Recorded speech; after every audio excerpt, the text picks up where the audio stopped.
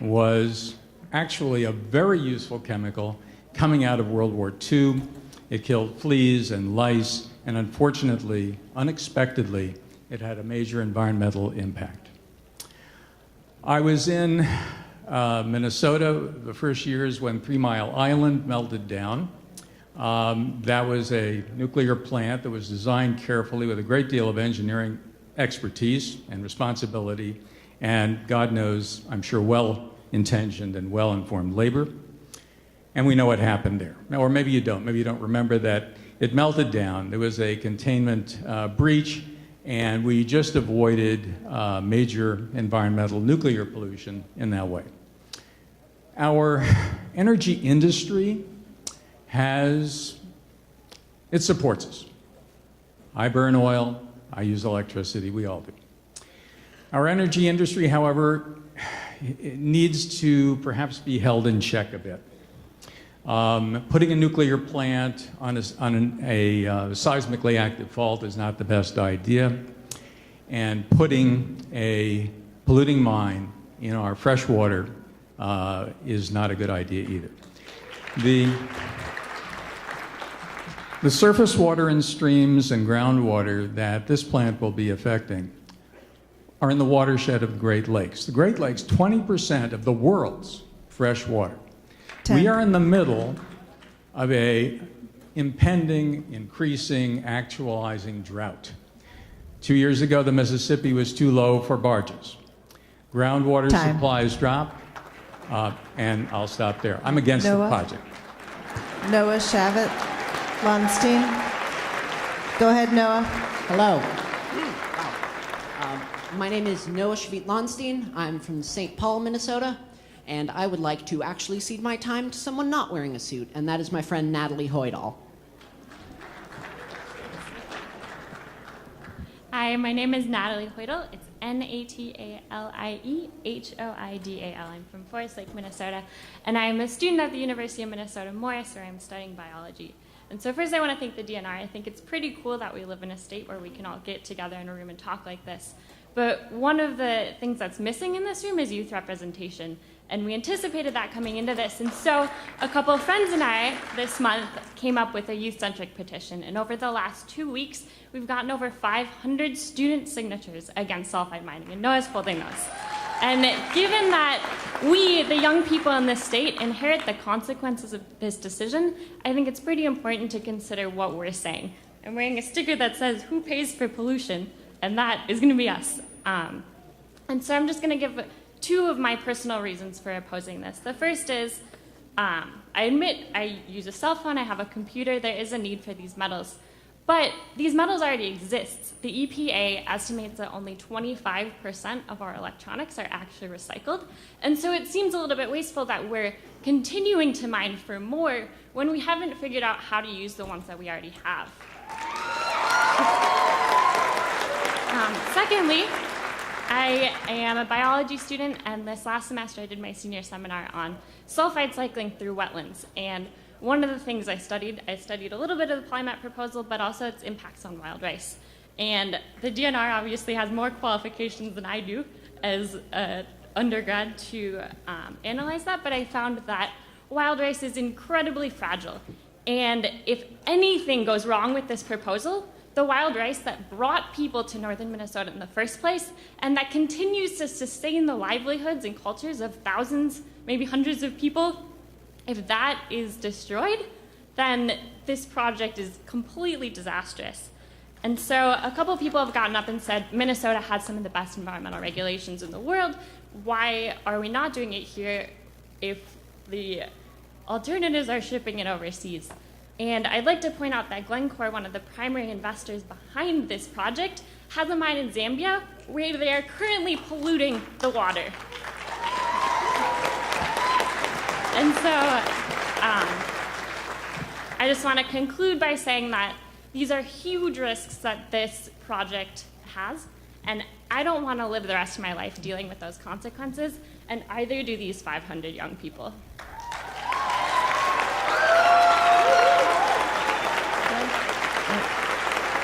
Joseph Ammerheim. Did I get that? Joseph, go ahead. Hi, my name's Joe. Well, it is an emotional night here. It's pretty good. Well, I think I wanted to say is, as Minnesotans, I mean, we are better than this. You know, I used to be a union member myself for 20 years, and it's kind of insulting to have these union people here. It's the blind leading the blind, and that's my from my heart. So, but as far as the jobs that people have been talking about that are being sent overseas, well, why don't you work on ending the tax benefits for the jobs that are in where they manufacturing, instead of worrying about a couple of hundred jobs. That's really nothing on the large scope. Now, I wanted to say too that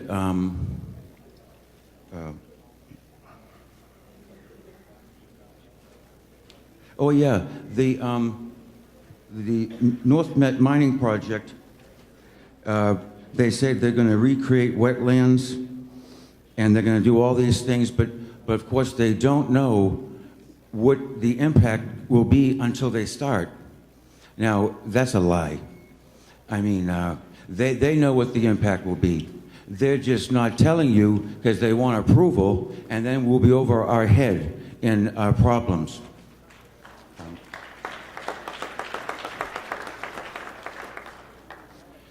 Now, there's a survey of the top 10 most cleanest cities in the world, not the United States, the world. And Minneapolis was in the top 10 for clean cities. So what do we think about the tourism, the people coming here to go to a cleaner environment, as opposed to an environment we're going to pollute? And I don't think it's fair for these people making these decisions. This is Minnesota's, the people of Minnesotans' land. It's not necessarily these people that are making decisions for us, against us.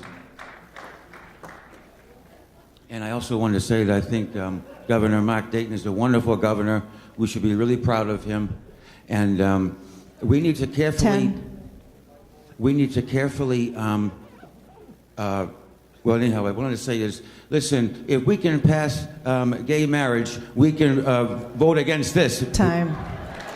Thank you. Is Mike Ahern, is Mike here? Is Mike here? All right.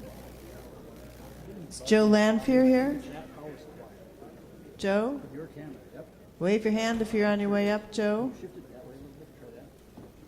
No? Emma Zapchenk? There's Emma. Okay.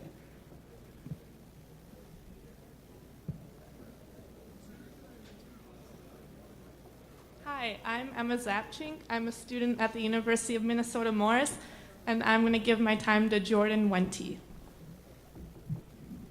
Hello, my name is Jordan Wente, Jordanwente. Now, I go to school at Morris. I'm a student. Much like Natalie, we actually go to the same school.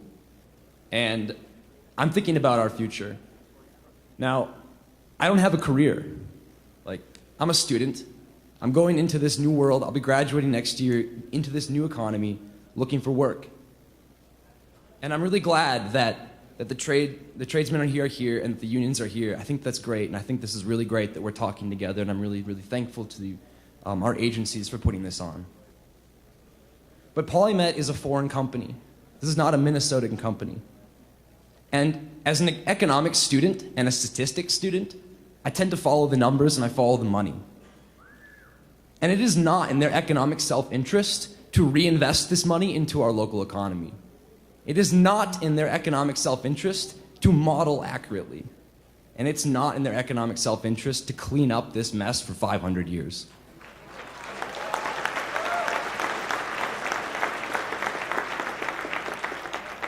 This project is expected to last 20 years. I'm 20 years old. That's my lifespan. I was born in 1993. Now you might look at me and think, oh, this guy's talking, he's naive or whatever, he's young, he's this college kid or whatever, but that's not very long. That is not the time that you could have a job and raise a family with. And I'd like to stay in Minnesota. I'd like to live here. I caught a 26-inch northern in the Boundary Waters last summer. Now, this is my home and this is our home and we need to protect it. And I cannot believe that this project will end well. So I guess I'd urge you all to keep pressuring these agencies, to keep pressuring, keep talking to your neighbors, talking to people who don't agree with you. I would love to go have a couple beers with you guys, like the guys who work over there, but I gotta wait 3 months.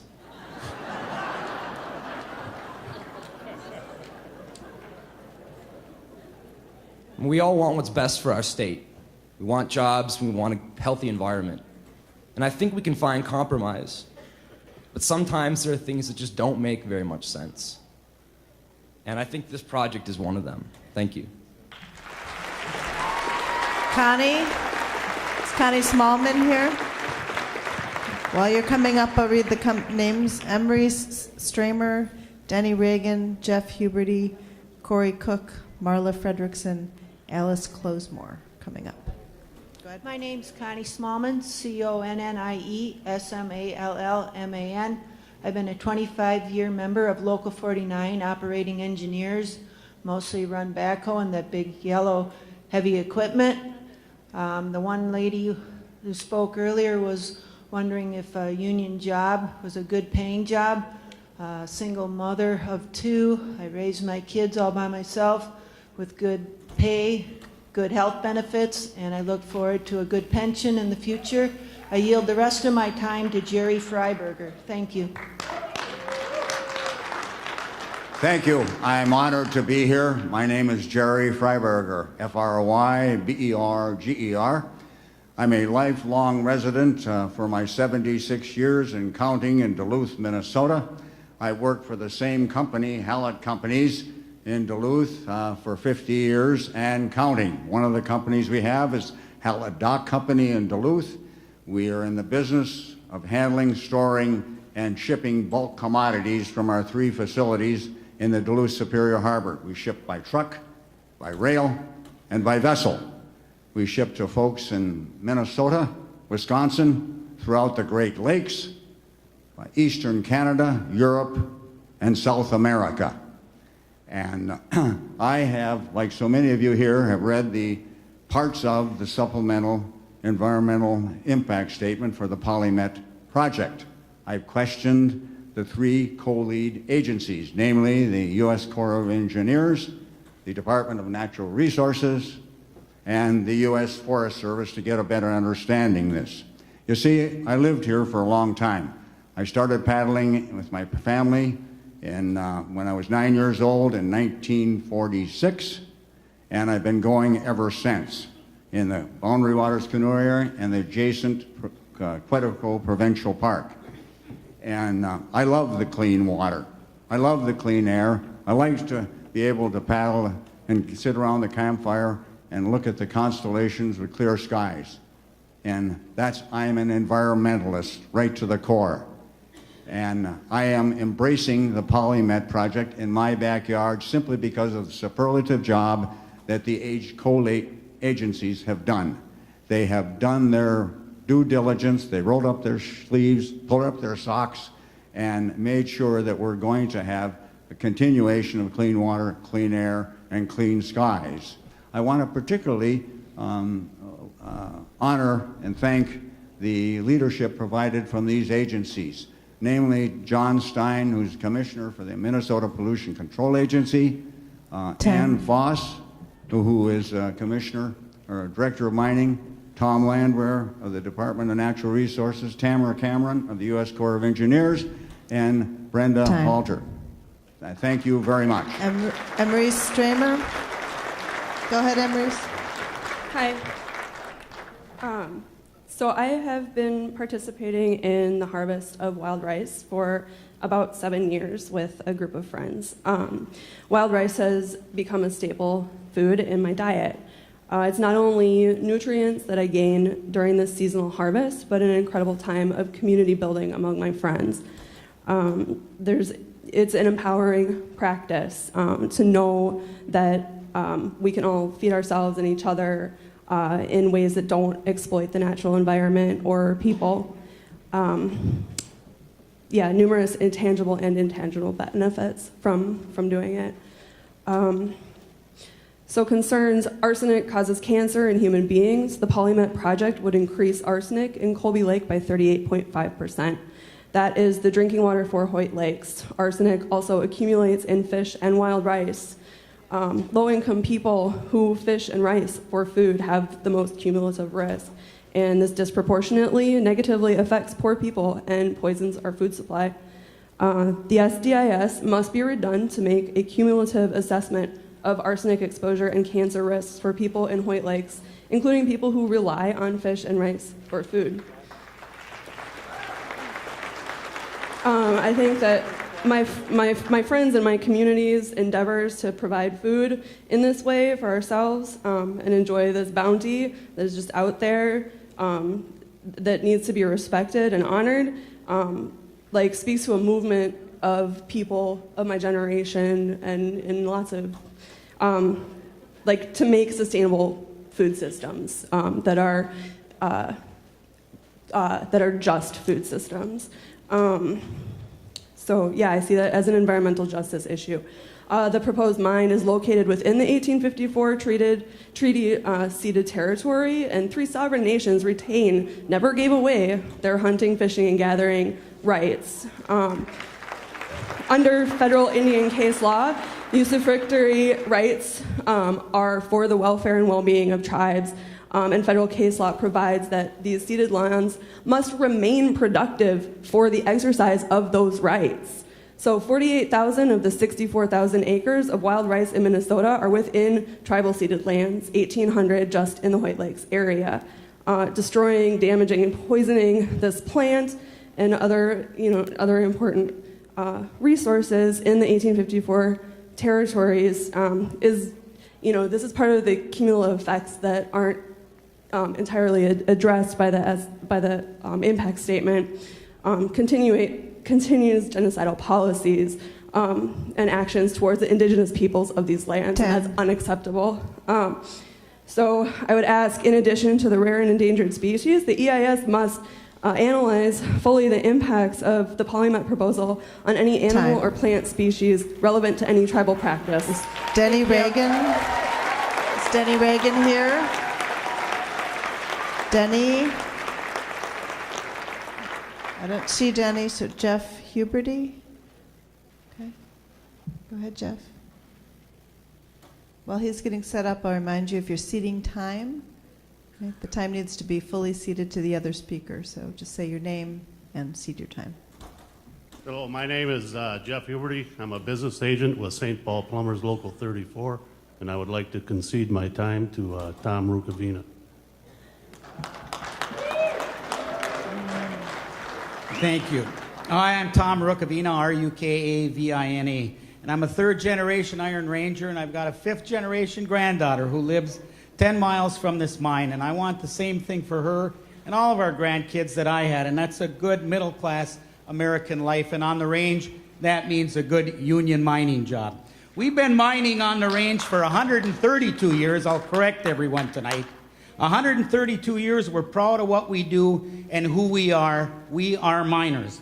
And right now as we're sitting in this room, there's 4 mines in the Superior National Forest that are churning out all the metals we want.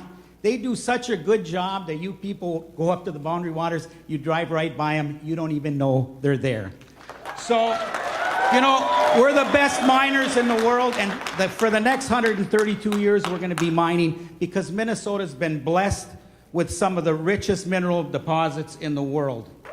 Now, everyone in this room uses all the metals that we're talking and minerals we're talking about tonight. So, we're all polluters. But we all want to be good environmentalists. Nobody's got a monopoly on the environment. This project, think about it, is the biggest recycling project in the history of the state of Minnesota. We're not talking about pop cans and beer bottles on the curbs here, folks. No, we are talking about a plant that has a coarse crusher, fines crusher, concentrator, railroads, tailings ponds, pipelines, haul roads. They're already there. We're going to make a new mine on an old mine. What in the heck makes more environmental sense than that? Come on, you know? Here's a fact. In fact, because of it, this mine will pollute and harm Mother Earth less than any other mine that's past or present planned right now. So that alone should be a major factor for our regulators over there, whom I know a few of them, when they make this decision. Because this mine makes the most sense environmentally. So let's work together. You know, we've got the brain power, we've got the technology. We even have the environmental regulations to make this mine one of the showcase mines in the world. Polymet is a perfect fit for this mine. It's already there.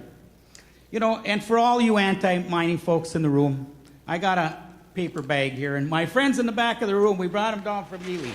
We'll collect your car keys and your cell phones and your iPads at the door, because all of these projects, or all of these little gadgets that you have, are made from minerals. 10. So, you know, you can export your pollution to China, or you can have slave labor in Africa, but right here you can have good union mining jobs in the United States of America. Time.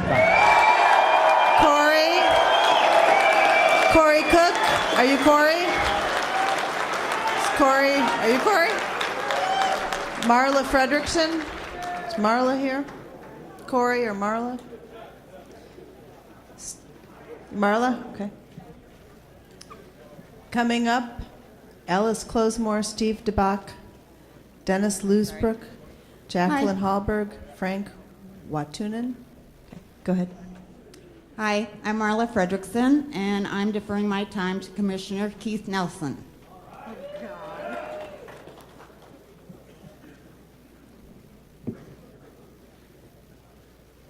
Commissioner Landwehr, Supervisor Halcher, and Deputy District Engineer, and I'm going to try this. Dehanes? Close. Okay, I'm sorry. My name is Keith Nelson.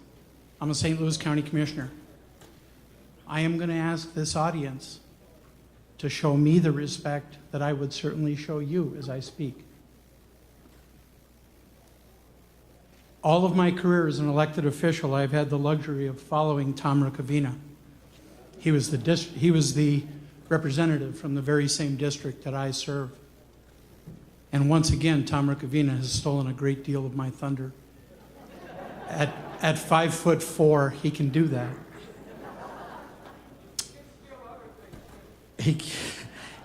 With that, I would like to address something that I don't feel has seen a lot of attention, and this idea that somehow construction jobs are temporary jobs.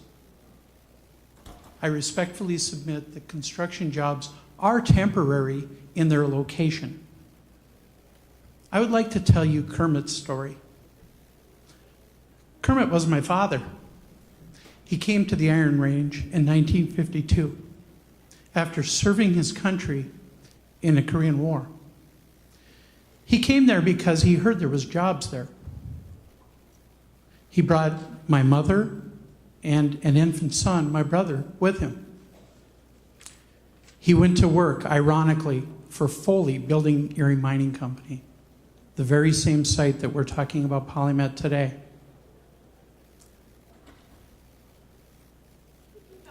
37 years later, he was still working that temporary job. Our construction workers are not temporary employees.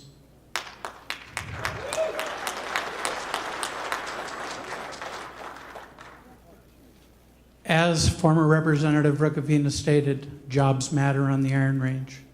I will tell you that that one person who came to Minnesota's mineral range from western Minnesota now has 24 direct descendants living, working on Minnesota's mineral range. Thank you very much. Alice Closemore. Go ahead, Alice. My name is Alice Clausmore, ALICECLOSMORE, and I defer my time to a mentor of mine, Danielle Taylor. Thank you, Alice. My name is Danielle Taylor, DANIELLE, Taylor, TAYLOR.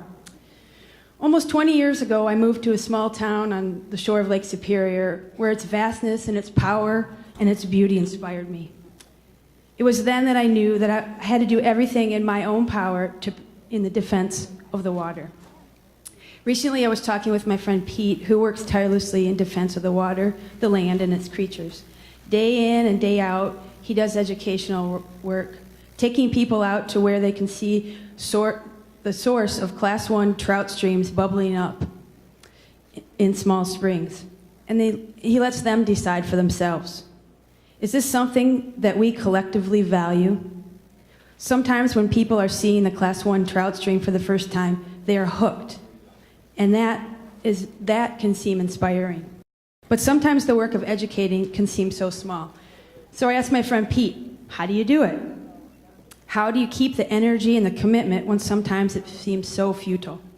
He just said, what else am I going to do?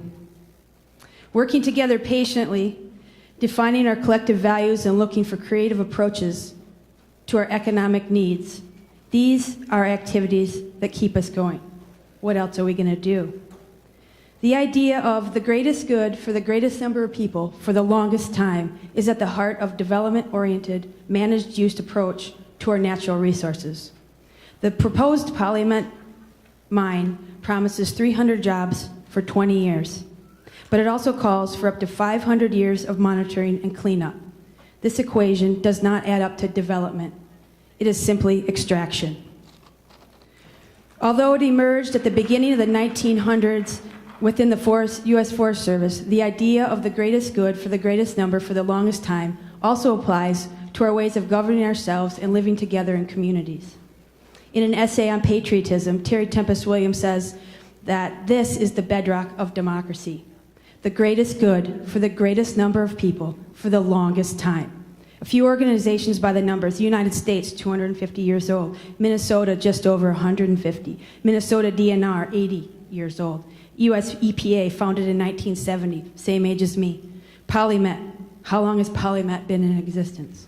Among these groups, I would like to know which can make a genuine and credible promise to be around monitoring for up to 500 years. I can tell you, as far as I know, the only people that have been around here for 500 years are not too pleased about this proposal. I think there are a number of ways to do the greatest good for the greatest number of people for the longest period of time. We need to keep talking with each other, working together, one story at a time. Steve DeBach. Steve here.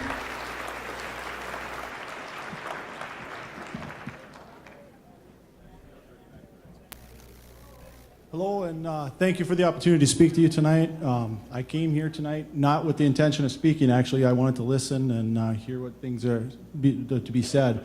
By the way, my name is Steve DeBach from Duluth, Minnesota. Currently the director of manufacturing at a company called GPM Inc. We are a heavy-duty submersible pump manufacturing company and provide pumps throughout the country, Canada, and we've even got some internationally outside the U.S.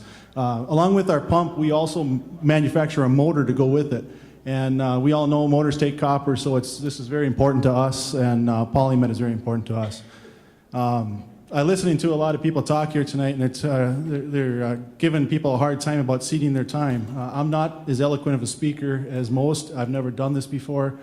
So please be respectful of when people do cede their time to somebody that has something that they want to say and prepared. Be polite to them. Anyhow, I'm here to state that GPM currently is a vendor of Polymet, and we fully support the study that they've done, the EIS, and we support everything that has been said about it to this point. We think that it has been done in a thoughtful, careful manner. It has taken a very long time to get to this point. We've been at this now for 9 years plus. And we wholly endorse this process, and we believe in the science that's behind it. We appreciate the time and effort that was put in by the DNR, the EPA, and trust in them to make the right decision. And only here can we sit in this state and make this this process that we have and give people on both sides to sit next to each other and voice our opinions. So it's very much appreciated that's allowed. And again, I apologize, I wasn't prepared to speak tonight. Maybe if I would have been thinking ahead and known instruments were allowed, I could have brought my trombone with and broke out in a little song here for everybody. But anyhow, I'd just like to sum up by saying that we fully support the process. We believe it can be done. That's one thing, I guess, to touch on that. I hear a lot of people saying it can't be done. Copper nickel mining can't be done safely. We didn't get to where we're at in this country by saying we can't do something. There's a way to do everything. You just have to put the thought and the time into doing it properly and make sure it's done properly and safely. I believe that we've done that to this point, and we're ready to move forward. Enough is enough with this. We need to move on and get this thing done. It's going to be great for our economy in Minnesota, northeastern Minnesota, Minnesota in general, and the whole nation, quite frankly.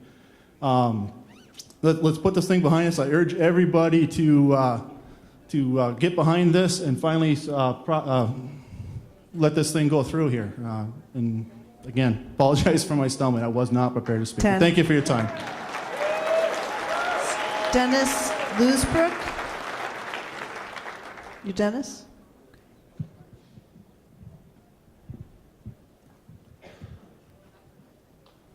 I'm Dennis Lusbrook. I'm a member of the Local 49 Operating Engineers, and I'd like to turn my time over to Rick Canada, a fellow union member. I do support the mining industry.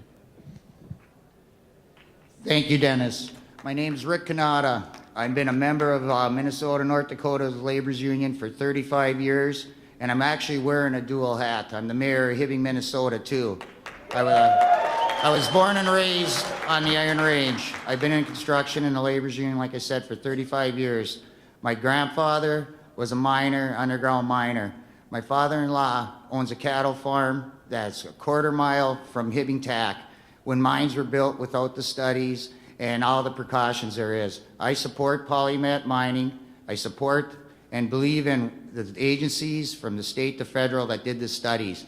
And I can talk, one thing I want to make clear, someone was up here that said, I wonder if Polymet's gonna use union workers. Well, they are gonna use union workers. They've talked to us about a project labor agreement. So that's a myth right there alone. Another thing is, I've been hunting and fishing since I could walk up in northern Minnesota. I enjoy the outdoors, and I live up there, my family lives up there. If I didn't believe in this project, I would be against it. But they've done the studies, and it's a proven fact. They spent many years right now, a lot of money to get this project going. We need the jobs in northern Minnesota, not just the construction jobs and the mining jobs, but it's all the other manufacturing, all the spin-off jobs, because like the mayor of Hoyt Lake said, we have thought outside the box. We're a way bigger town than Hoyt Lakes. We have economic developers. We've tried everything up there. The IRRB helps us out.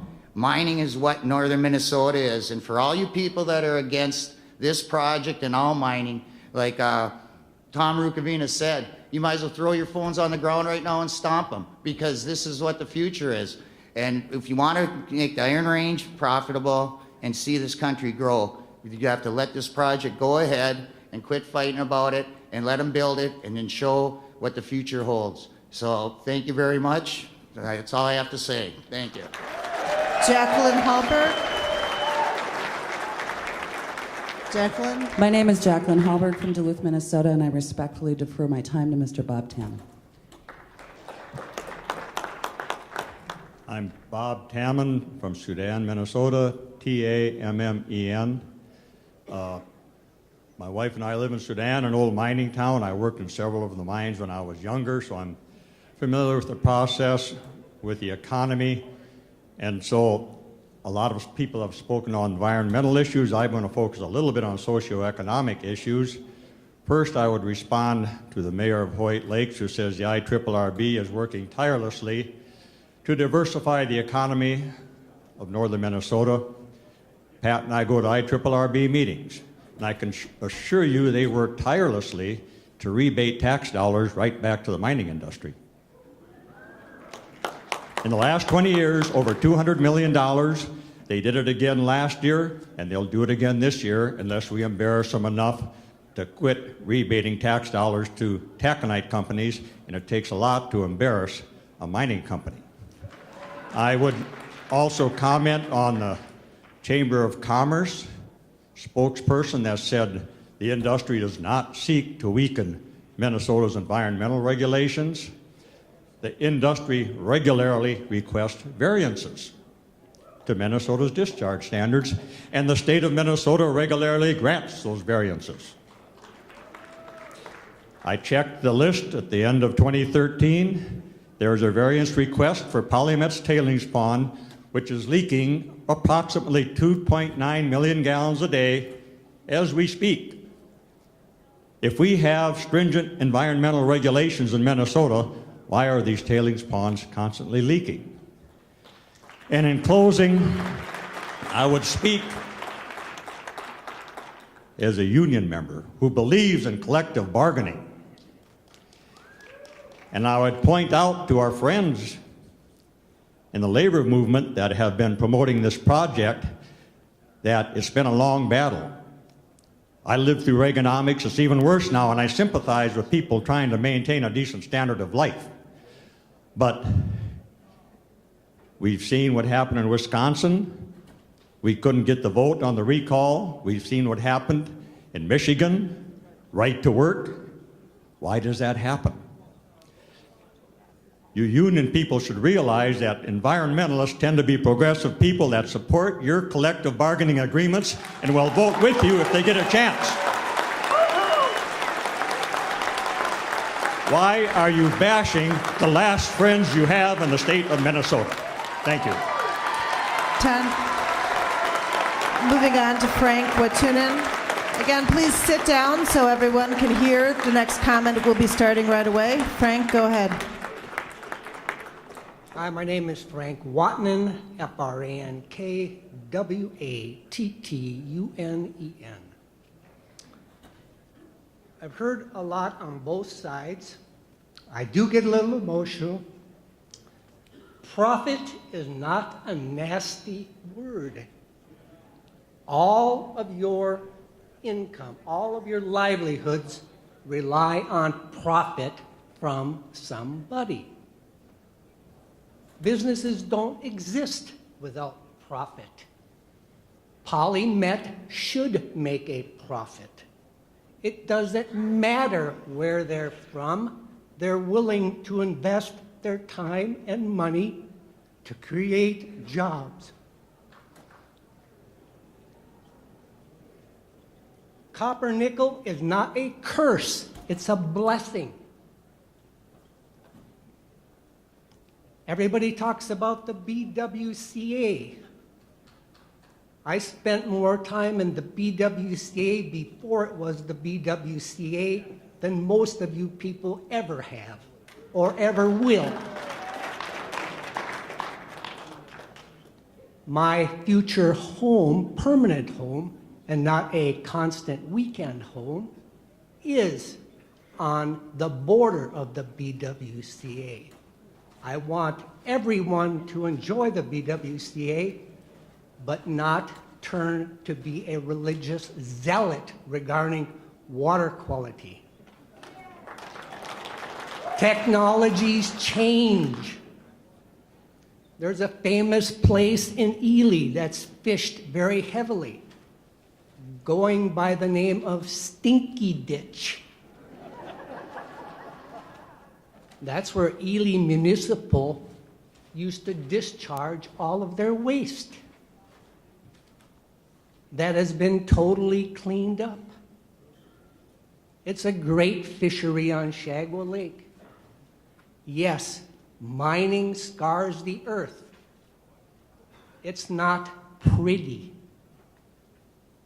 It never will be pretty, but it can be done right. We have the experts. Let them do their jobs.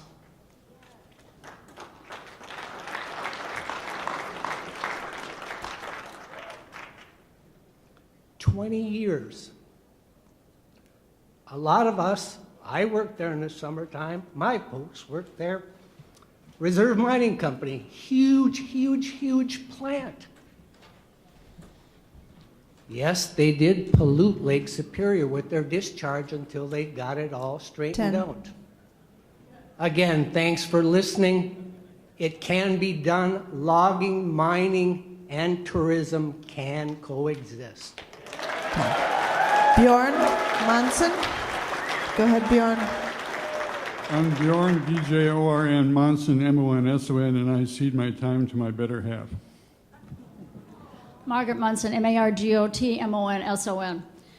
I have a master's degree in entomology with research experience in wetlands. As a biologist, I'm speaking to Section 404 of the Clean Water Act and the Wetland Conservation Act, which states that there shall be no net loss in quality, quantity, or biological diversity in Minnesota's existing wetlands. The supplemental EIS states that in addition to 912 wetland acres destroyed directly at the Polymet NorthMet site, there will be an additional 7,000 some acres destroyed indirectly from effects of air and water pollution. Mining history reveals that indirect effects of mines on wetlands are real, for none of these aquatic resources exist in isolation. They are all interconnected, and they are what make watersheds strong and functional. The very least, any wetland compensation should occur within the same watershed and include the St. Louis River watershed and Lake Superior Basin. According to Chapter 5 in the supplemental DEIS, 68% of the wetland replacement areas are outside the Lake Superior Basin, 72% of the credits are. The supplemental EIS only commits to replacement of 26.9 acres out of the over 7,000 acres. These losses will mean that the very serious destruction of peatlands found in this ecosystem, and these take hundreds, thousands of years sometimes to develop. The land suggested for the replacement value is from old sod farms, surely not in any way equal in quality or biodiversity.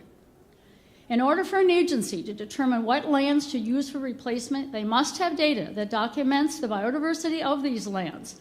And having done wetland research, I know that Minnesota does not have any comprehensive inventories of such diversity anywhere in Minnesota aquatic habitats, let alone in our nearly pristine BWCA and Lake Superior watersheds. Some have been done on individual taxa. My work, along with my colleagues, studied caddisflies. Caddisflies are important in water quality. But these important inventories document just a fraction of the millions of organisms that live there and take years to complete. Furthermore, the Army Corps admits it has no experience in requiring wetland compensation after a project is built to mitigate indirect loss of wetlands. As scientists, you must know that all wetlands are not created equal in function and biodiversity. And wetlands in northern Minnesota are far different from those that we can find in other regions of the state. This wilderness is unique in the entire U.S. We have one BWCA and one Lake Superior.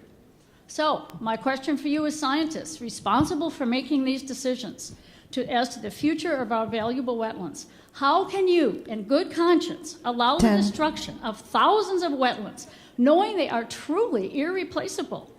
If this kind of destruction is permitted, it will be not based on real science, but wishful thinking. Time. And our descendants will suffer.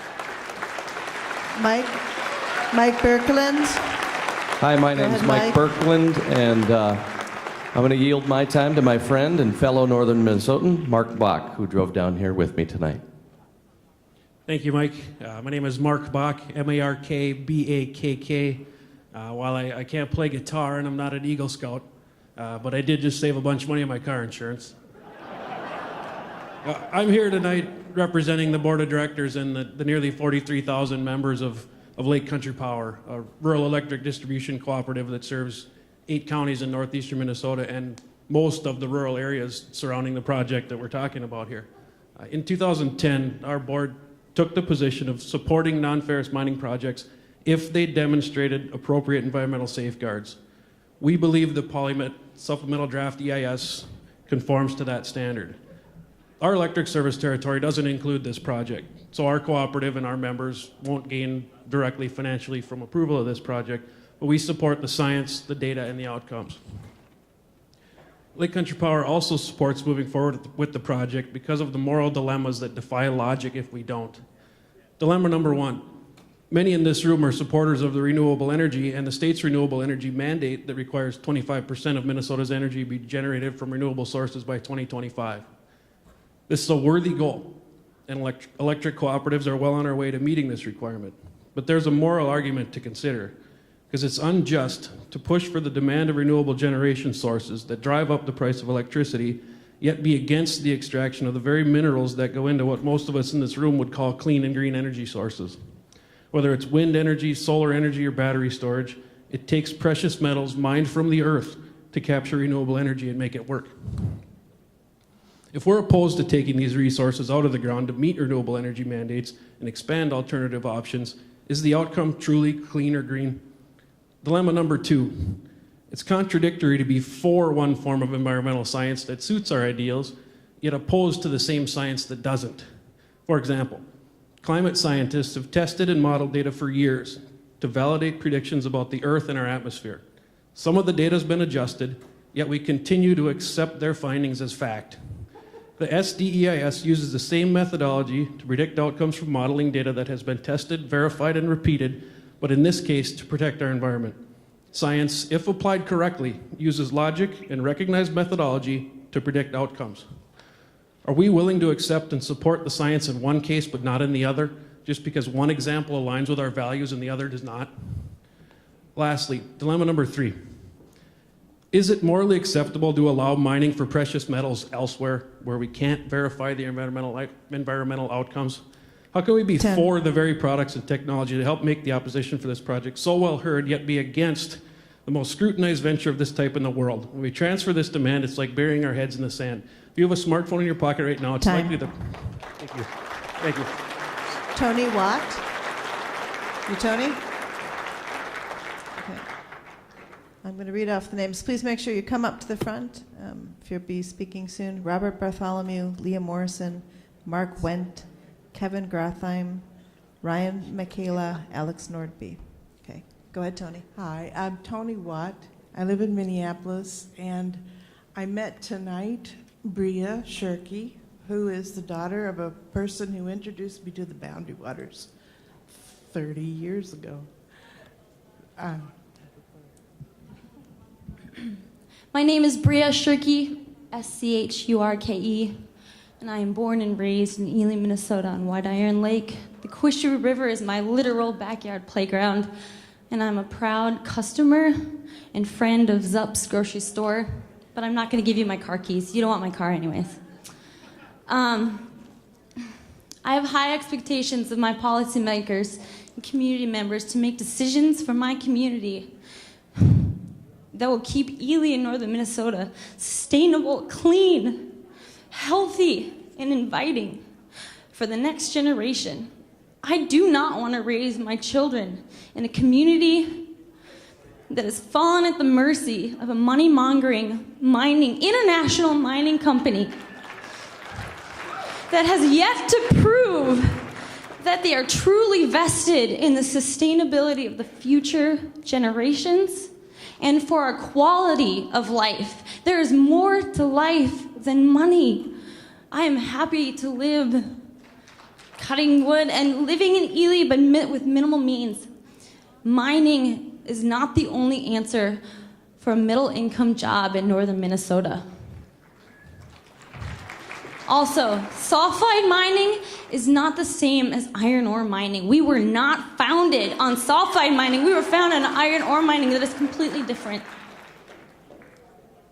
100% of sulfide mines around the world have proven to cause pollution. I will not accept any pollution in the community that I want to raise my children if there's risk that my children will be raised on polluted water. Why? Why would I want to do that? I feel like I'm up against a wall with these major corporations. It's just another classic story from another small community in the world just being pushed up against major corporations. Where are our politicians? Where are our local leaders? Why are we having this conversation right now? There's more to life than corporations taking over small towns. I'm disappointed and I'm frustrated. We have a huge problem with Polymet, SDEAS, but this is not rocket science. This problem is so alarmingly simple that everyone in this room should be pushing the panic button right now. For 5 years, Polymet and various government agencies have studied the potential impacts that the nation's most polluting and... Thank you. Please protect Ely and northern Minnesota. We are above this. Time. Robert Bartholomew. Hi, my name is Robert Bartholomew. That's Bartholomew. I'm from Hoyt Lakes, Minnesota, and I just feel as heartfelt as she does about this mine. So let me tell you what I am. I'm president of the Hoyt Lakes Chamber of Commerce. I'm also a retired steelworker. 35 years I worked in the steel mines up there. I'm also a proud union member for the last 50 years, and I wouldn't trade it for anything.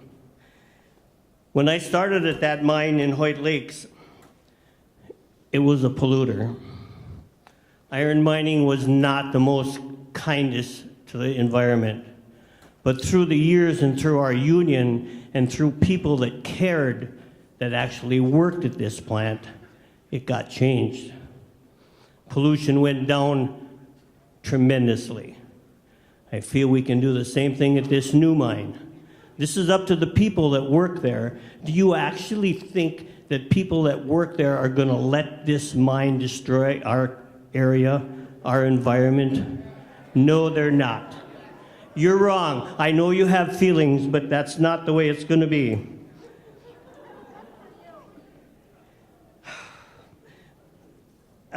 For the last 8 years, I've been wondering what's going on, what's happening. I get 3 minutes up here. They've taken 9 years of my life to decide on if this mine is safe or not. So far, it's pointing to, yes, it can be safe. And there's policies in place to make sure it is safe.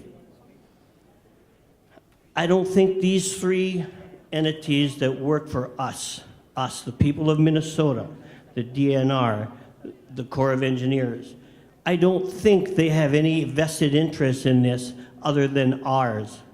And if we don't have faith in them, what do we have faith in? I can't believe that we can't trust outfits that are designed to protect us. Let them go ahead and protect us. Okay. Well, I for one don't have all the answers about this, and we won't have until we see the operation of this mine in full swing.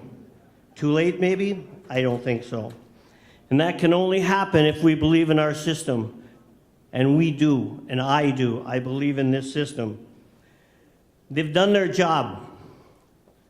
Now let's hope we can do ours and put this plant in operation for some honest, good, hardworking people. Thank you. We've been told that Leah Morrison is not here. Is that true? Just checking. So be ready, Mark. I don't think Leah is here. Mark Wendt? Mark Wendt? Kevin Grothheim? Grotham? Kevin? Ryan Michaela?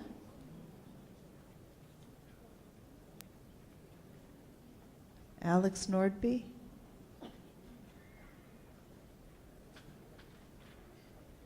Frank Ungaro? Okay. I'm Frank Ungaro, and I'm yielding my time to Willie Hoft. Thank you, Frank. There are no simple solutions, only intelligent choices. My name is William Hoft, William with 2 L's, H-O-E-F-T, and I'm honored to have the opportunity to speak tonight as a Minnesotan in full support of Polymet. I'm also speaking as someone who is part of the local mining industry as an employee of Ziegler Cat. Caterpillar has a strong commitment to the mining industry and has a long history of developing environmentally efficient equipment and solutions. In today's global economy, copper and nickel have become common elements in nearly everything we use, from cell phones, wind turbines, to hybrid cars. The mining of these metals will help support key industries such as green technology, healthcare, and manufacturing. The economic opportunity that copper-nickel mining presents is exactly what our state needs to grow jobs and to mine the minerals we use in our daily lives. Minnesota has some of the nation's strongest environmental laws and financial assurance regulations. Combining these strict standards with a lengthy and thorough environmental review process will ensure the copper nickel mine will be done right. Polymet is a resourceful project. The reuse of LTV mining property and infrastructure greatly reduces the environmental impact. Many third world countries mine the same minerals with little or no regard of the impact it has on the environment or its people. We are fortunate to have regulations in place and a company whose first concern is the environment and the citizens. The Polymet team is made up of Minnesotans with strong values and character, who not only have faith in the project, but also are members of the local community. They're the last people who would jeopardize the environment, especially in their own backyard. Let's be good stewards of the natural resources we have. Many other countries and states would wish for an opportunity to mine one of the largest copper deposits in the world. This project alone will employ 360 people, create 600 or more spin-off jobs, and over the next 20 years generate $720 million in wages and benefits. In addition, there will be $10.3 billion in economic benefit to St. Louis County, as well as $300 million in local and state tax revenue, and $900 million in federal tax revenue. That's a lot of money that we can reinvest into our state. Let's use this opportunity to build a stronger, sustainable industry that will allow future generations to grow and prosper in the Iron Age for generations to come. I've been to every hearing and continue to appreciate this project more and more each time. The support of the local communities is admirable. There are local residents whose businesses are reliant on the clean water, and they support this project. There's a lot of misinformation being thrown around, but look into the facts for yourself, and you'll find that most heated topics have already been addressed. We're all united here tonight because we care. So let's trust the professionals and unite with a plan to mine these resources safely and responsibly. I want to conclude with a simple comment that the CEO of Polymet, John Cherry, said. The debate isn't whether we should mine, but how we mine. Thank you, and have a good night. Kevin, who is number 58, was on his way up when we went by him, so we've decided it would be fair that he gets the opportunity. Then we're moving on to Frank Ongaro, Robert Walker. Please be sure you're right up front, because as the night wears on, people may well have gone home. So Frank just went out. So after that, Robert Walker, and we'll keep pulling names. Go ahead, Kevin. Hello, I'm Kevin Grothheim from St. Paul. I'm going to cede my time to Alyssa Hodnick. Thanks, Kevin. My name is Alyssa Hodnick, Hodnik, and I currently reside in Minneapolis, but I was born and raised in Aurora, one of the great towns on the Iron Range. I'm an environmentalist because I care about sustaining the natural beauty and resources of the area and believe that mining can coexist in that world. I also support the Polymet project. For 18 years, I was able to grow up in a town filled with those who relish the outdoor opportunities that northern Minnesota has to offer. From the biking trails to the picturesque lakes, the choices were endless. An area full of many different types of resources that we could share with one another. Right alongside those wonders of nature beats the heart of the Iron Range, and another hidden resource, mining. Drive into any one of the small towns that dot the landscape and you can see its footprints. From the skyline in Virginia to the railroad tracks running down to Lake Superior, our region is proud to have depended on the resources in the ground to sustain the area. Over time, the landscape has changed. This is because of the progress we've made working together to use the minerals we've been blessed with, but also to give back to an area that has been our way of life for over 100 years.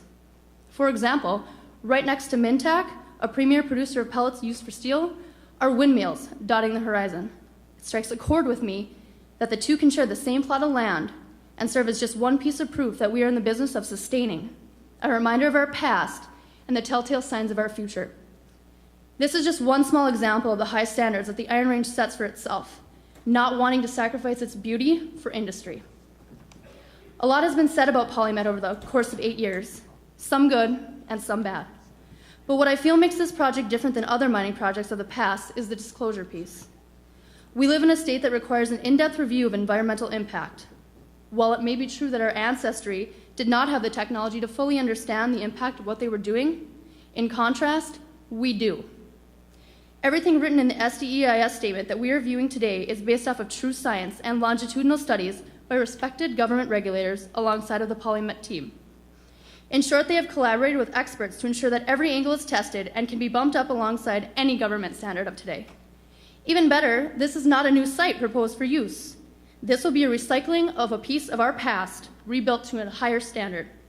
The idea has always been to do the right thing and to bring jobs to an area which desperately needs them. In closing, I want to stress that I am in full support of the Polymet project.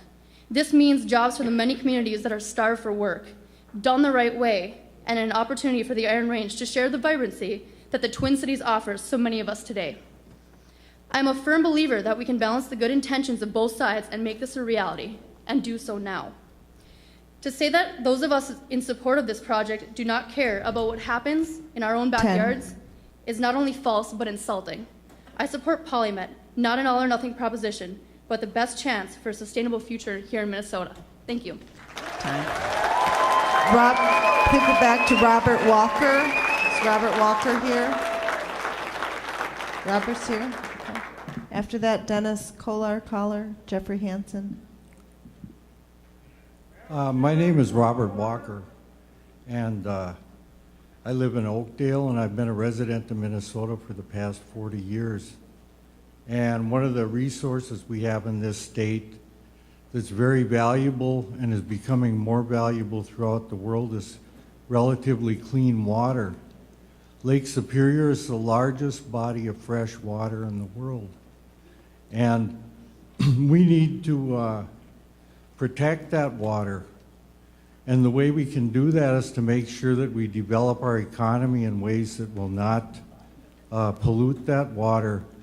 And there hasn't been a sulfide mine anywhere that hasn't had the problems that so many others have spoken about here tonight. And I think it really, the SDEIS addresses some things and points out things that are an issue, but it doesn't give solutions in there. Treating the water for 500 years, that's not a realistic possibility. And we need to be assured ahead of time that anything of this nature will not pollute that lake and the other waters in that area, because water is something we cannot live without. That's all I have. Thank you. Dennis? Is Dennis here? Dennis Collar? You're next. Jeffrey Hansen. We're going to slow down a little bit on the names because we're going till 10:03. We started at 7:03. Go ahead. Hello, my name is Jeffrey Hansen. I think everybody can spell Hansen and Jeffrey. I am from Babbitt. I grew up there. I moved there when my father was hired as the industrial arts teacher, built a high school there. We lived in town for a couple of years. And then we cleared the woods on the edge of Birch Lake and built a house. I grew up looking out my bedroom window over Birch Lake. Not specifically related to the Polymet project, but copper nickel, Birch Lake is ground zero. The deposits are under my lake, they're by the shores of my lake, and I have been passionately concerned about that since they first discovered copper nickel back in 1964. Ever since then, I've known sometime they're going to mine around my lake. I moved there because of mining. I lived there because of mining. I know it's important, but we cannot exchange the environment for mining. It's not an either or. It's how can we do it right. Reserve mining was built there before we had EIS statements. They had problems. They were shut down. They corrected the problems and they opened again. The Dunka Pit of Erie mining, you can see from Birch Lake. It has drained acid into the lake and they've worked on cleaning it up. I have dedicated about the last 6 years of my life to saying, what can we do to mine safer? I've been working on sulfide reduction projects to clean up taconite mining impaired waters. Polymet is on an old taconite mine site. They are helping support even my project to clean up taconite mining impaired waters. And yes, it can be done. I am proud that we're in a state, we're in a country where we go through this process of an EIS to try our level best to analyze the problems and do what can be done about it. I support the Polymet project because they are seriously looking at those things. They are helping me research sulfate reduction projects and how to minimize the impacts in the future through passive biological treatment. We can't do that if we don't have the industry supporting us. We have a lot at stake. There are many other projects that have happened in the taconite industry that we need to clean up, and we have to do the future of copper nickel mining right. And I believe we can, and we're really working seriously on it and passionately. Nobody's a stronger environmentalist than I am at my lake in Babbitt. Time. Christopher Martin. Christopher Martin. Dave Lisgard. There you are. Come on up. It's Ron Stern. I'll come right up if Ron, you're going to be next. So. My name is Dave Lislegard, and I yield my time to Mark Phillips. Timer. Good evening. My name is Mark Phillips, M-A-R-K, P-H-I-L-L-I-P-S. The list said I'm from Oakdale, Minnesota. That's where I currently reside, but I'm a native of Eveleth, Minnesota, and spent the first 55 years of my life on the Iron Range, and actually plan to return to that area in my retirement in just a not too distant future. Both my grandfathers were hard rock miners on the Iron Range, and most of my family and extended family has made a living off iron ore mining for their whole lives. I spent most of my career, about 30 years, in the field of economic development. A majority of that time trying to encourage job growth in northeastern Minnesota. And to quote somebody that was up here earlier, that's not an easy task. I was privileged to serve nearly 2 years in the Dayton administration cabinet as the commissioner of the Department of Employment and Economic Development. During that period, I served on the governor's sub-cabinet on mining and also on the Environmental Quality Board, the EQB. This engagement provided me with many unique opportunities to receive firsthand high-level briefings from both the DNR and the MPCA and other agencies, as well as from Polymet, on the proposed project. During this period, I developed a deep respect and confidence in the environmental review process in Minnesota and in the agencies involved in these processes. I also observed that Polymet has worked diligently to respond to both the state and federal agencies to ensure a project that meets all of Minnesota and federal environmental standards. I was also comforted that Polymet was proposing to use proven technology to remove any contaminants before returning collected and processed water to the environment. I also appreciated that Polymet was willing to and meet the state's somewhat arbitrary wild rice standards. Based on these and other firsthand obligations, I support the Polymet project. I believe the agencies, both state and federal, should find the SDEIS adequate and move forward with permitting. Let's bring these needed jobs back to the Iron Range as well as protect the environment we all love. Thank you for giving me this opportunity. Ron Sternall. So we've pulled the names for Connie Grundhofer and Nathan Oliver. Please come right up so we know you're here. My name is Ron Sternall. I'm a third-generation Minnesotan and a retired Wall Street executive. Sternall spelled S-T-E-R-N-A-L. You've all heard that northern Minnesota is home to one of the largest copper deposits in the world. It's not. It doesn't even come close. At peak production, this mine will produce 72 million pounds per year, the largest copper mine in the United States, which doesn't even make the list of the top 10 mines in the world, is the Morsinci mine in Arizona, and that produces 1 billion pounds a year, or 13.8 times more than the proposed mine in Minnesota will. If the price of copper stays high, and currently it's dropping, the price is down 10% for the year, and many analysts say the super cycle for copper is over and prices will be going lower. But if the price is right, the major benefit to be derived from the Polymet project, besides the hoped-for financial return to its owners, are the hoped-for jobs it will produce. The public discussions over the last few weeks have established that if the mine is built, there will be 360 jobs for 20 years, plus an uncertain but large amount of land, air, and water pollution that the CITES is supposed to quantify. The CITES addresses environmental risk. An equally great risk is organizational risk. Can we trust Polymet? But it is not Polymet we need to trust. It is Glencore Estrada.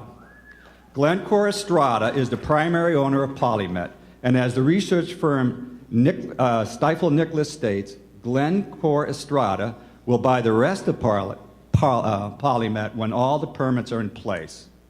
So, who is Glencore Estrada, and can they be trusted? Glencore Estrada is a Swiss-based firm known for its ruthlessness. It is the fourth largest mining company in the world, controls 50% of the world's copper through its ownership of 100 mines around the world, and its commodities trading operations. Glencore Estrada's CEO is Ivan Glassenberg, who prides himself on extracting maximum profits from his overseas holdings. Under his leadership, Glencore Estrada has rung up a long list of labor and environmental abuses, including 58 mining fatalities between 2008 and 2010, over twice the number reported by any other mining company over that period. Just in 2012, their environmental and labor record includes dumping raw acid in waterways in the Congo, failure to provide a vapor barrier to prevent acid mist from descending on 3,000 people in Zambia, utilizing child labor as young as 10 years old at mines in Congo, and causing environmental damage at the MacArthur River mine in Australia, then obstructing talks with the local unions to address the issues. 10. There are a number of these. Can we trust these people to do it right and in areas environmentally sensitive as northern Minnesota? I think not. But wait, maybe we'll get lucky and they'll sell the mine to the Chinese as they are selling a mine in Chile. Connie Grundhofer. Connie, please hold your applause so Connie can get her time in. Nathan Oliver, Grant Johnson, come up to the front if you're here. My name is Connie Grundhofer, and I'm giving my time to Ron Lorenz.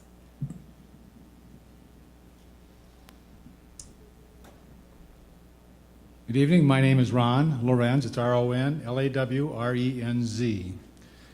I believe it was Yogi Berra who said, it's like deja vu all over again. We visited this issue and spent a great deal of money evaluating the potentials of copper nickel mining as part of the Environmental Quality Board's Regional Copper Nickel study back in the 1970s. I was a researcher for the DNR, and I was hired to analyze plant animal tissues for heavy metals as part of that larger study. Some of the issues are different, such as the impacts of smelting. After all, at that time, we just witnessed a smelter devastated landscape at Atikokan, Ontario. On the other hand, some of the concerns remain unchanged, like the impact of sulfides when they're mixed with water and what happens to the ecosystems in those conditions. You know, the technologies have changed, but I hope that someone has blown some dust off that old study and gone back to look what we did back then, because we didn't mine copper nickel after that study was done. I know part of that was economics. For the sake of context, that first job with the DNR led to a 13-year career with the Fish and Wildlife Division. A good part of that was spent in as an environmental review specialist, the DNR's Asked Rain Research Coordinator, and the head of the Surveys and Review Unit for the Ecological Surface section at the time. I am trained, have degrees in fisheries biology and limnology and aquatic biology. I have a specialty in paleolimnology, which is using lake cores to look at the histories of lakes. So I've done a little bit of historical work on lakes. I'm reminded of another favorite quote by Huxley. It says, "Our only gauge for the future is study of the past." That reflection is of little comfort in the context of our current discussion. It says, I'm unaware, as many have pointed out, that there's been a sulfide mining effort anywhere else that has not polluted the environment. That's my gauge for the future. Many of those issues linger today. I've seen mines on the Rogue River, gold mines, sulfide mines that are still leaking today after over 100 years. Thankfully, they're smaller than the mine that's proposed here. This debate has a very strong emotional component, and I understand the fight for jobs. I'd argue that we need to focus on tangible issues, trading land, for fragments of land in 9 other places, trading wetlands, sheets of water rather than unique ecosystems, not understanding the hydrology. I did hydrology on a lake up there, Thrush Lake, and let me tell you, it's very difficult, almost impossible to understand the fragmented nature of the bedrock up there. I'm opposed to this project based on the potential impacts, and I suggest that we not approve this EIS. Thank you. Is Nathan Oliver here? Nathan? Going to Grant Johnson. Craig, that's Grant Johnson. Craig Rice, if you're here, please come down now so we know you're here. Hello, my name is Grant Johnson, GrantJohnson. I have a master's degree in public health at the University of Minnesota in community health promotion. I'm from Duluth, currently living in Minneapolis, but working up north in Aurora and other cities on the East Range. I run and, well, more snowshoe these days in the trails behind Giants Ridge, swim in Lake Embarrass almost every day in the summer when I drive by Biwabik, and fish up there any chance I get. And before I begin, I want to give a nod to my great-grandfather who worked in the mines in Hibbing when the mines were just starting. So with my connections up north, if someone were to ask me, do I support mining? My reply is yes. I do support mining and the Iron Range, but I do not support the kind of mining that is proposed with the copper, nickel mining. I believe that this mining is a threat to the environment and to our water supply. We are fortunate that the iron ore mining that has been done in the past is fairly clean, and at the end of the process is just a big pit and mound that we all see with little to no toxicity. But I have major doubts about this current copper nickel mining and the impacts that it will have. From what I've read and researched, the risk to our water supply is potentially compromised. This is our water that we need to live, not just play in. So we are fortunate to have such a vast water supply in Minnesota, and I want to keep this safe. The environmental threats to our water supply puts health risks to our towns up north, and moreover, even puts at risk the tourism industry up north. And more on the economic impacts, I am disappointed that most of the profits from the mining won't stay in northern Minnesota or even Minnesota.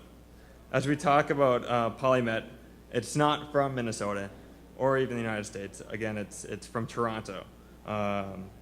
So I feel that they're not completely invested into our community, even though we may think they are, being from up north, but they're not. So again, if anyone asks me if I support mining, my answer is yes. But at this time, with the risks involved and potential major financial gains being exported, I cannot support the copper nickel project. Thank you. Craig Rice. Let's sing Craig. Francisco Altamaram. Craig and Francisco here. We've got 6 minutes left. Do you want to pull one more name? You have another one up? That's all right. It's hard to get the timing done. I'll just read the name. Jeff Gursky from Duluth, are you here? Is Jeff here?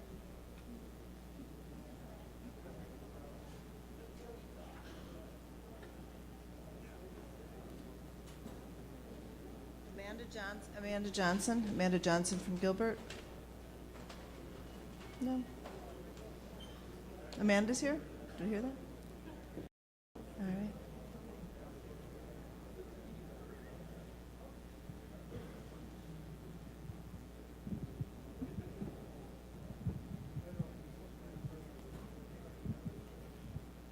I'm Amanda Johnson, and I'm giving my time to Lance Johnson. Lance Johnson, LANCE-JOHNSON. I want to thank the DNR, U.S. Army Corps of Engineers, and the U.S. Forest Service for the years of diligent work that have gone into this environmental review process. In the last couple of days, I've noticed a story citing a specific data point regarding groundwater contribution to the Perchard River. The SDEIS modeling shows groundwater contributing 0.5 cubic feet per second flow to the Parchit River.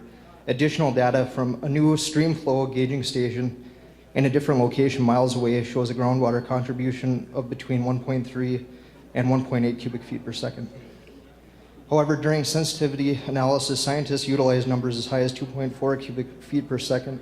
At the 2.4 cubic feet per second level, the model showed no negative effects. This is a testament to the extensive modeling that has been done on this project that, in my opinion, has gone above and beyond what is needed for this phase of the project. I would like to state that, in my opinion, this is that the SDEIS is more than sufficient and it is time to expedite the final EIS and permitting for this project. I'd also like to touch on the socioeconomic aspect of this. I would like to mention the project would bring to the Iron Range. After graduating from college, a lack of job opportunities on the Iron Range forced me and my family to relocate to the Minneapolis-St. Paul area, where I've worked for about 12 years. Approximately 5 years ago, I was able to relocate my family back to the Iron Range because of some companies up there that are willing to reinvest in northeastern Minnesota and the Iron Range by utilizing new technology to redefine what is possible in the mining and processing industry of the Iron Range. Polymet will do the same.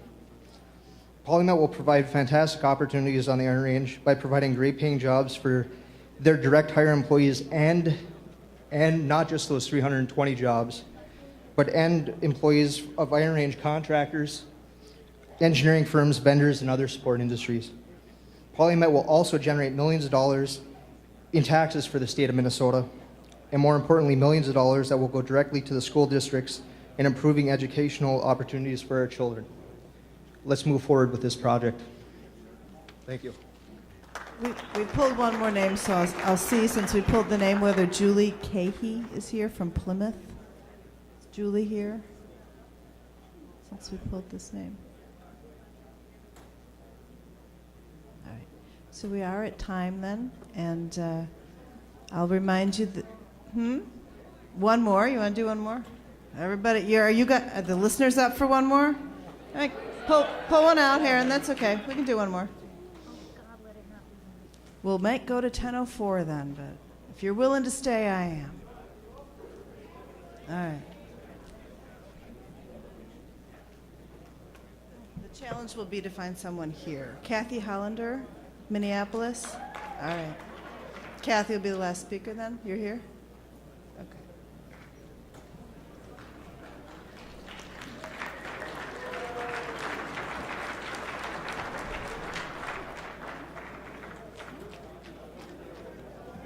Doesn't matter.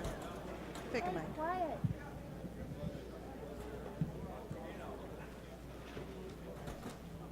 Boy, that's rough being the last speaker. I think I would have rather been the first. My name is Kathy Hollander, and I vacation in St. Louis County. I love the swaying birch and the white pine trees of northern Minnesota and how clean the air smells. Many people have spoken about our love for the environment tonight. I have drunk the water from the lake that I have a cabin on. I've used it to wash dishes. I've washed my child with it, as well as swimming in it. I've seen the lake swell to an all-time high level during the last, 100-year flood in Duluth, and also dwindle down to very low levels during the drought that we had last summer. I am concerned about water and land use. At the legislature last year, I heard about some of the wells north of Duluth are drying up. Who would have guessed? This is drinking water. I would like to know how much fresh water, both ground and underground, this project is scheduled to use. I am not aware of anywhere in the SDIS where the amount is specified. With climate change coming, there will be areas of drought and areas of heavier than normal rainfall that quickly runs off. In a drought year, will there be enough water for people and animals to use for drinking water? Will the streams still flow? Will the stream-fed lakes dry up? Will the mining company be able to take all the water they want, even in a drought year? I'm reminded of the Athabasca River in northern Canada, where the river runs dry when the mining company takes as much water as they need. Also, I'm concerned about the land exchange. By law, an appraisal must be done on the land being given up in the Superior National Forest and on the new land that will be exchanged to make sure that the new land is worth at least 75% of the value of the land being given up. We, the people of Minnesota, own that land now, although it belonged to the Native people before the European settlers. The Native people retain their rights to hunting, fishing, and gathering on this land, and now even that will be taken from them. What kind of people are we that we do this to the Native people of our lands? The Forest Service should disclose to the public all land appraisal information now and extend the comment period so we taxpayers can comment on this land exchange issue. On the current land, the state owns the surface mineral rights. The new lands have split mineral rights. There are no covenants to prevent mining. The Polymet must find lands where the public owns the mineral rights, no split mineral leases to sell off. It is horrifying that we have to fight our own government to save the environment, said Ansel Adams. Reject the exchange of the Superior National Forest for the Polymet project. It's not in the public interest. Thank you. Thank you for coming tonight. I want to remind you, if you were hoping to speak and you did not have the opportunity to do so, that you can still provide your comments either later by the 13th of March, I got that right, or leave them in the box on your way home. I want to thank the volunteers. Have a good